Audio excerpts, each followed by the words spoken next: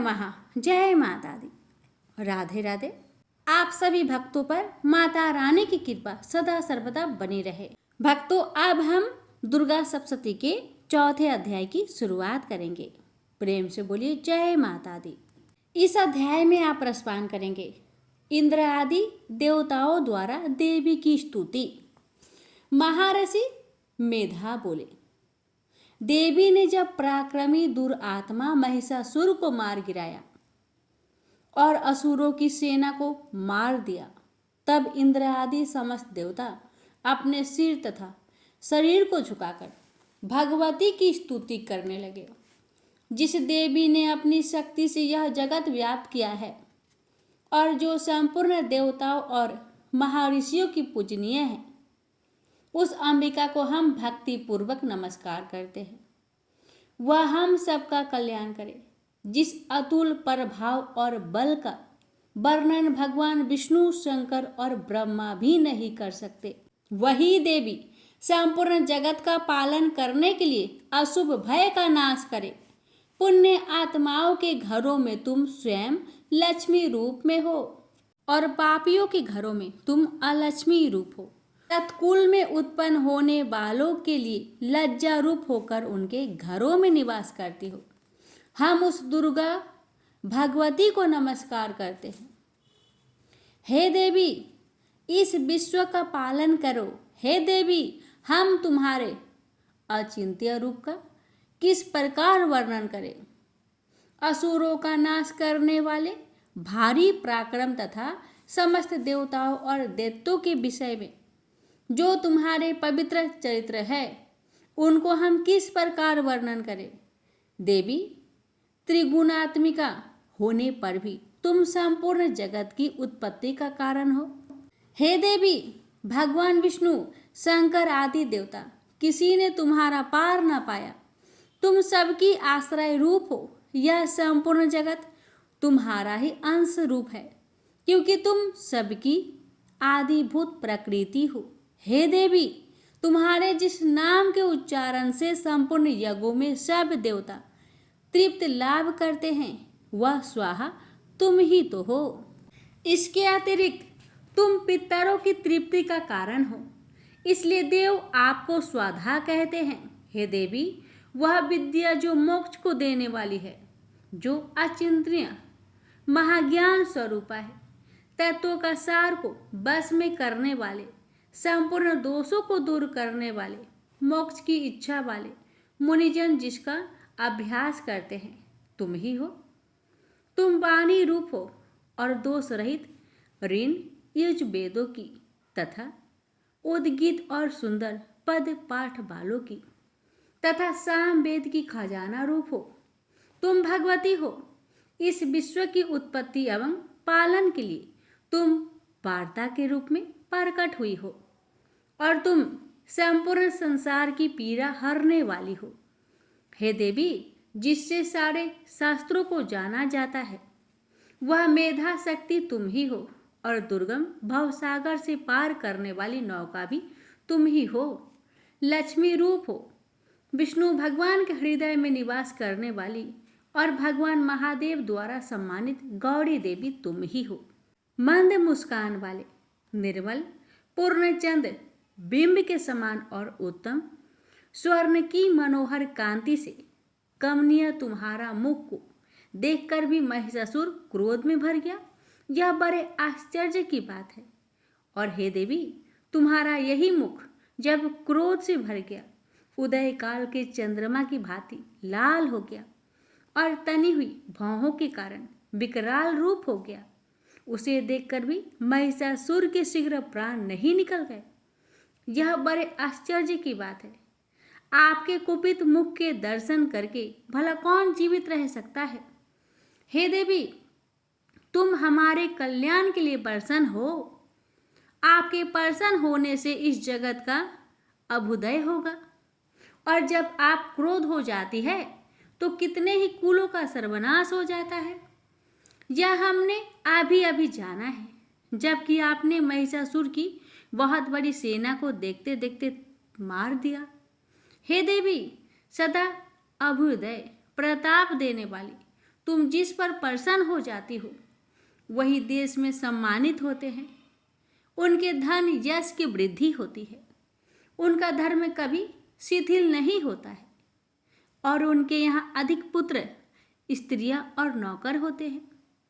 हे देवी, तुम्हारी कृपा से ही धर्मात्मा पुरुष प्रतिदिन श्रद्धा पूर्वक यज्ञ करता है और धर्मानुकूल आचरण करता है और उसके प्रभाव से स्वर्ग लोक में जाता है, क्योंकि तुम तीनों लोकों में मनोवांछित फल देने वाली हो।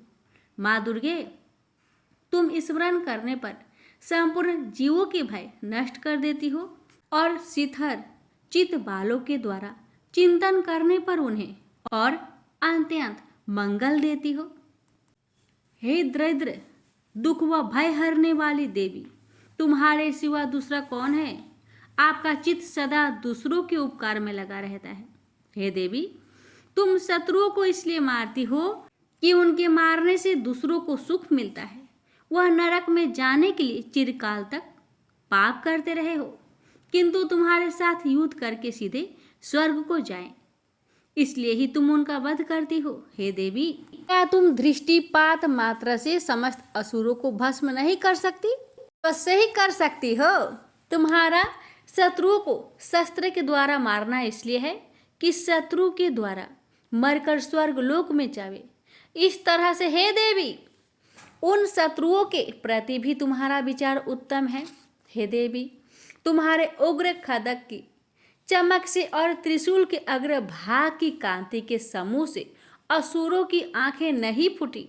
उसका कारण ये था कि वे किरणों से शोभमान तुम्हारे चंद्रमा के समान आनंद प्रदान करने वाले सुंदर मुख को देख रहे थे। हे देवी, तुम्हारा शील बुरे वृत्तांत को दूर करने वाला है और सबसे अधिक तुम्हारा रूप है जो न तो कभी चिंतन में आ सकता है और ना ही जिसकी दूसरों से तुलना हो सकती है।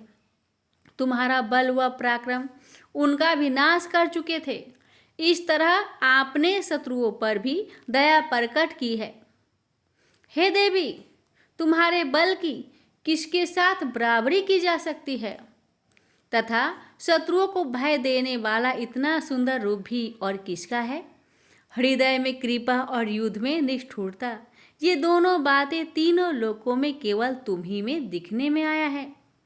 युद्ध भूमि में शत्रुओं को मारकर अपने उन्हें स्वर्गलोक पहुंचाया है।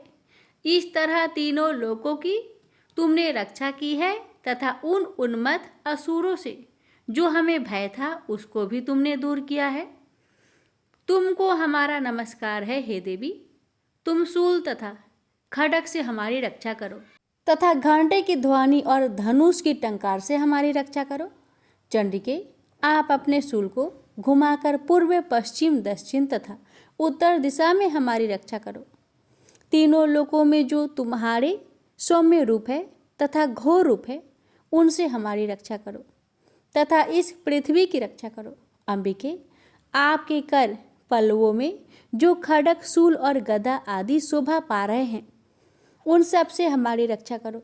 महर्षि बोले कि इस प्रकार जब सब देवताओं ने जगत माता भगवती की स्तुति की और नंद वन के पुष्पों तथा गंध अनुलोपनों द्वारा उनका पूजन किया और फिर सबने मिलकर जब सुगंधित व दिव्य धूपों द्वारा उनको सुगंध निवेदन की, तब देवी ने प्रसन्न होकर कहा, देवताओं, तुम सब मुझसे मनोवांछित वर मांगो। देवता बोले, भगवती, तुमने हमारा सब कुछ कार्य कर दिया। अब हमारे लिए कुछ मांगना बाकी नहीं रहा, क्योंकि तुमने हमारे शत्रु महिषासुर को मार डाला है। हे मातेश्वरी, तुम इस पर भी यदि हमें कोई वर देना चाहती हो तो बस इतना वर दो कि जब जब हम आपका स्मरण करें तब तब आप हमारी विपत्तियों को हरण करने के लिए हमें दर्शन दिया करें।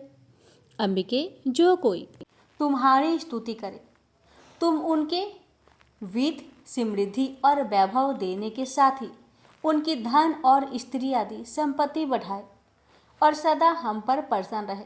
महर्षि बोले, हे राजन, देवताओं ने जब जगत के लिए तथा अपने लिए इस प्रकार प्रश्न किया तो बस तथास्तु कहकर देवी अंतर ध्यान हो गई। हे भूप, जिस प्रकार तीनों लोकों का हित चाहने वाली वह भगवती देवताओं के शरीर से उत्पन्न हुई थी।